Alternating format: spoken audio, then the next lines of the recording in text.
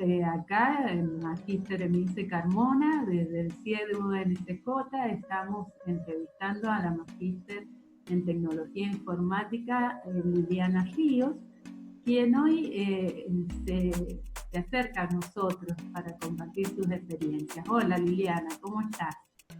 Hola Emilce, ¿cómo estás? Buenas tardes. Bueno, una alegría tenerte entre nosotros y entre nosotras para poder compartir un poco esta experiencia que hemos vivido de educación en emergencias sanitarias, que nos ha obligado a evaluar de una manera diferente.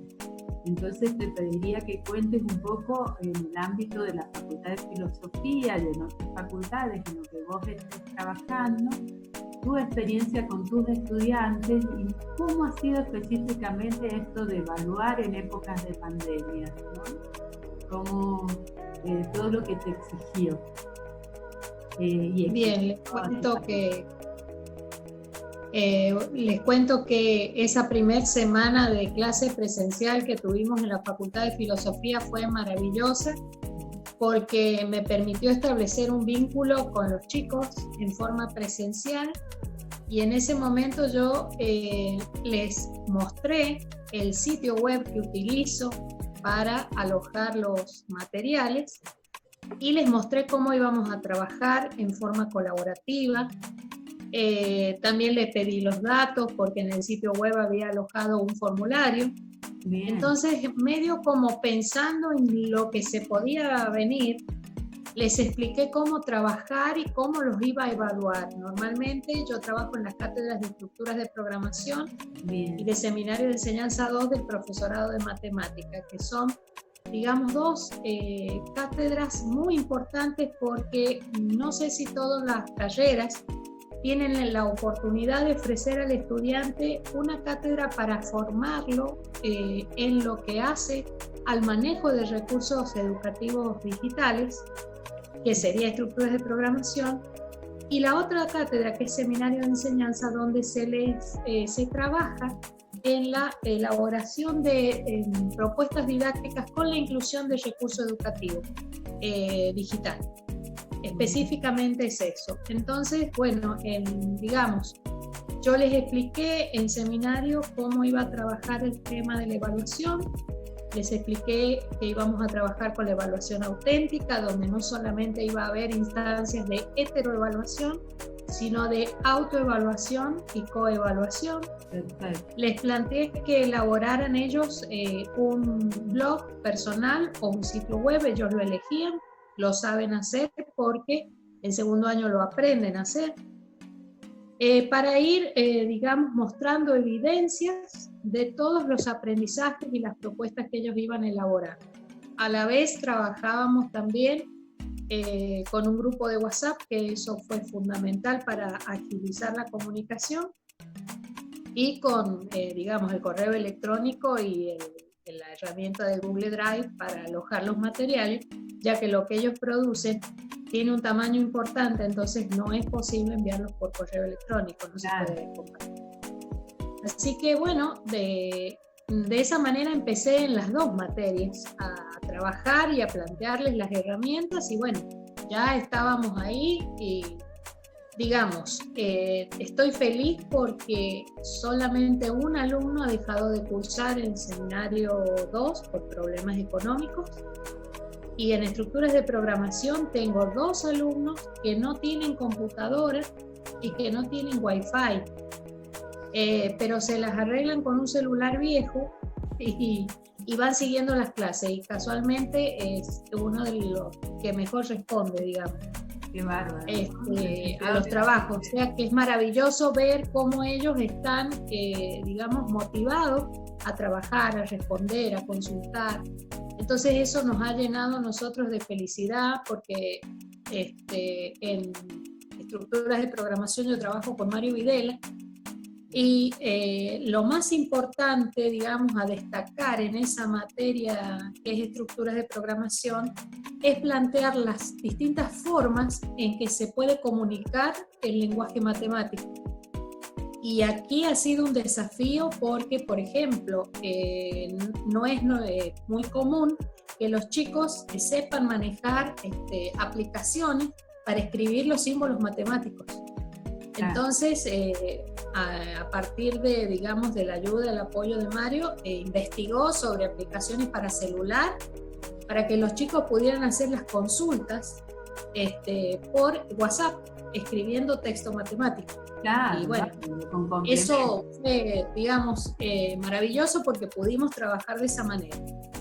Y fíjate vos que uno de los contenidos de esa materia es la cultura digital y la competencia digital, y que no hace falta tomar un parcial, sino simplemente con que nosotros vemos lo que ellos elaboran, lo que ellos producen, cómo se desenvuelven, y digamos las iniciativas que tienen, porque ellos también plantean otro tipo de aplicaciones, y vemos que se está construyendo esa competencia digital.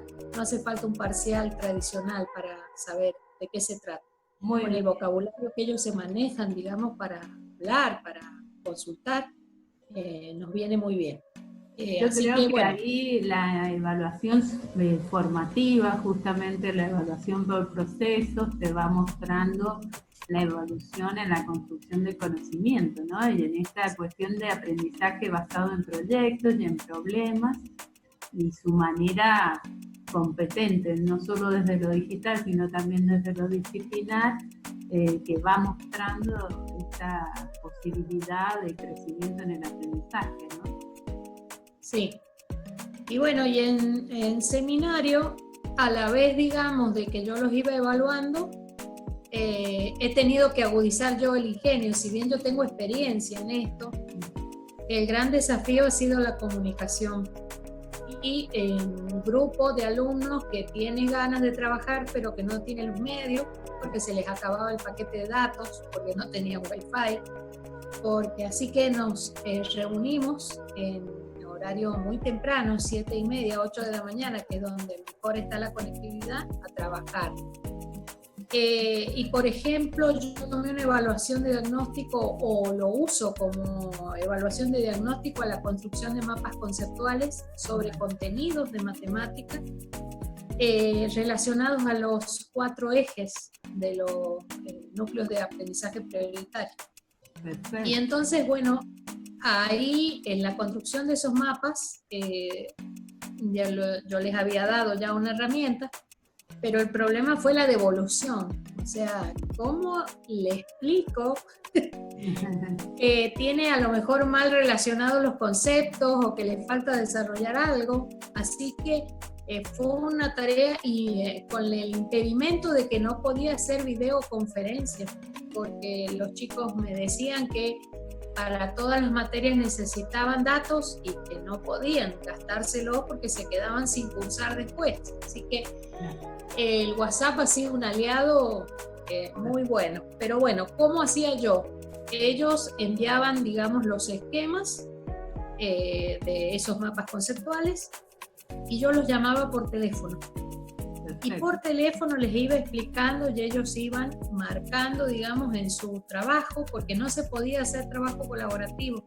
O sea, el problema de la conectividad es lo que nos ha perjudicado a todos, porque si bien yo tengo muy buena conectividad, los chicos no. Y mi colega tampoco tenía buena en algunos momentos, entonces eso nos trababa. Pero en realidad el vínculo se ha podido construir perfectamente, y yo veía que ellos se sentían agradecidos de ese tratamiento personal. La suerte es que no son muchos, son 26 nada más, porque en cátedras donde son muy numerosas, este trabajo de llamar personalmente a cada alumno es imposible. Sí te digo que te lleva mucho más tiempo, o sea, el trabajo... Sí, viste que se va desde la masificación que uno tiene a veces en la presencialidad hacia la personalización del entorno personal, del aprendizaje, y que realmente implica una tutoría y un acompañamiento individual que es mucho más profundo que a veces en el espacio presencial. Como vos decís, esto de hacerles entender y retroalimentar esa evaluación con tu voz, aunque sea telefónica, explicándoles por qué considerás que una flecha de ese mapa conceptual tiene que ir hacia otro conjunto teórico y no hacia el que lo había apuntado el alumno, y qué fundamentación matemática le estamos dando en ese sentido, ¿no?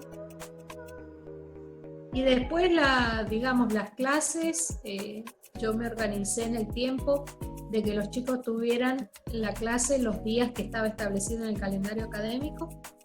Y si bien era hasta las 12, seguramente llegábamos a la 1:30 y después seguían las consultas, ¿no? Pero he trabajado mucho con videos que he elaborado, así que empecé a ser youtuber, pero... Sí, pasa. Y digamos, investigamos muchos recursos porque, por ejemplo, yo les pedí una actividad que era que buscaran un parcial que habían reprobado, que buscaran ese ejercicio que les había salido mal y que hicieran un video resolviéndolo correctamente.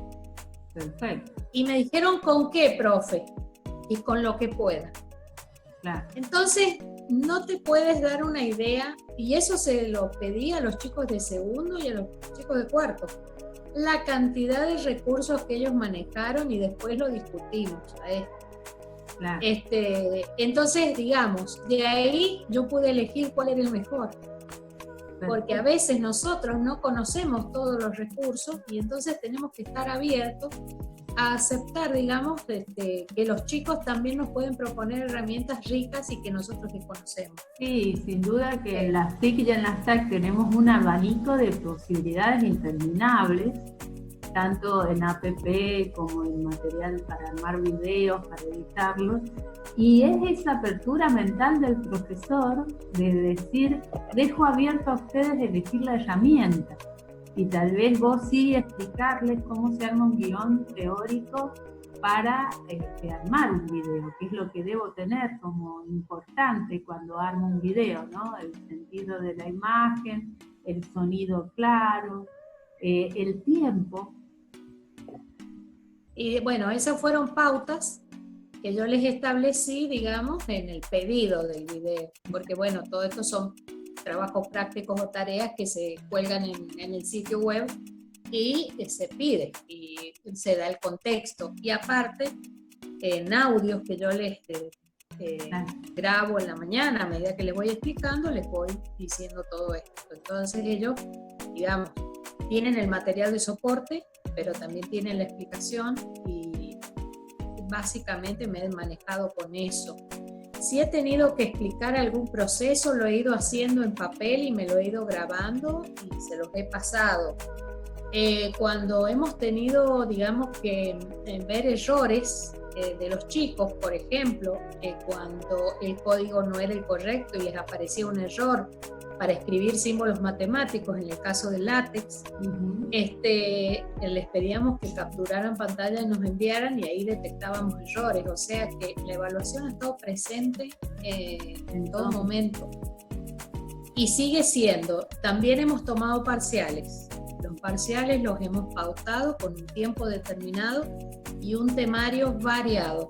Bien. Pero, digamos, las actividades que les hemos pedido tienen una impronta personal. Entonces, como se puede resolver de muchísimas maneras esa actividad, por ejemplo, una construcción o la resolución de un problema usando GeoGebra, se puede trabajar desde distintas aristas. Entonces, si alguien se copia o se lo pasa, nos damos cuenta. Claro. Sin duda. Aparte damos tiempo y no hemos tenido esos problemas, digamos, de dudas, de que se copien porque nosotros tenemos que pedir la actividad tan original como para que nos demos cuenta de que es una producción. Aparte, ya los conocemos tanto virtualmente por las consultas y lo que preguntan que nos damos cuenta. Sí, te das cuenta, Liliana, que acá sin querer vos estás describiendo el metamodelo de aprendizaje inverso, donde primero tal vez les enviabas tus videos con las explicaciones y después en el durante, eso sería en el antes, y en el durante, el momento del encuentro, ya sea por videollamada, ya sea por llamada o ya sea por una videoconferencia, tratabas de que ese momento fuera muy rico, donde ellos participaran, donde ellos utilizaran metodologías activas y pudieran dar a conocer sus dudas también, y vos ser la guía, quien va acompañando, sacando todas esas dudas, fundamentando, y si ellos elegían una herramienta, también ellos fundamentaban el por qué la elegían. Y en el durante, que sería que les pediste terminar con la creación, ¿no? Con un producto que puede ser desde un mapa conceptual hasta un video explicando aquel ejercicio que para ellos fue